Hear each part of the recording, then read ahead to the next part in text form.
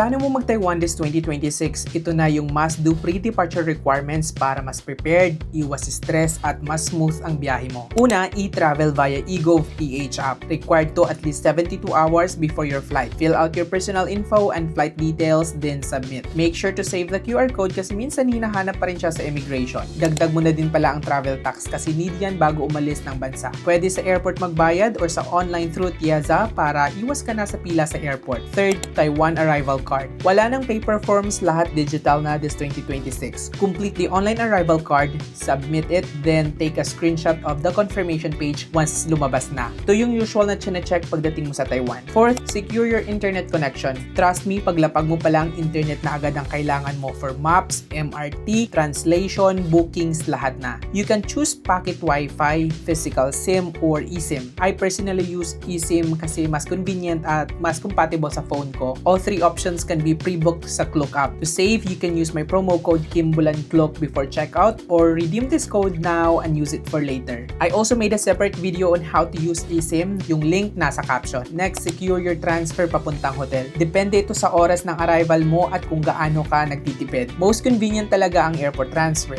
Second option is MRT. Mas mabilis at mura lang ang ticket. If madaling araw ka naman darating, pwede rin mag-bus. Last option is Uber. Comfy pero medyo pricey. Piliin mo lang talaga kung ano ang mas convenient para sa'yo. If wala ka pang hotel, here are some recommendations. Jiame Hotel, Burgari Hotel, Apos Inn, Rechange Hotel Taipei. We also stayed at Ximin Airline Hotel, Rainbow Hotel, and Wow Ximin Hostel. Nasa Taiwan playlist ko yan if you want to check. Gusto mo ng separate videos per hotel? Just let me know. Download mo na din ang Taipei Metro app. Super helpful nito for navigation during your entire stay. Dito mo rin mas madali mag-plan ang mga routes mo. Decide also which transit card works for you. Easy Card if paper ride, Taipei Fan Pass if my attractions included, or Taipei Metro Unlimited Travel Pass if heavy MRT user ka. Lastly, travel insurance. I know hindi siya hinahanap sa airport pero sobrang helpful nito if may delays, cancellations, or emergencies. You can avail via G-Insure sa GCash app or Travel Joy Insurance available naman sa Klook. If you prepare all this before your trip, I can guarantee you mas mabilis, mas smooth, at mas enjoy ang Taiwan travel mo. If may na-miss ka, balik natin ulit.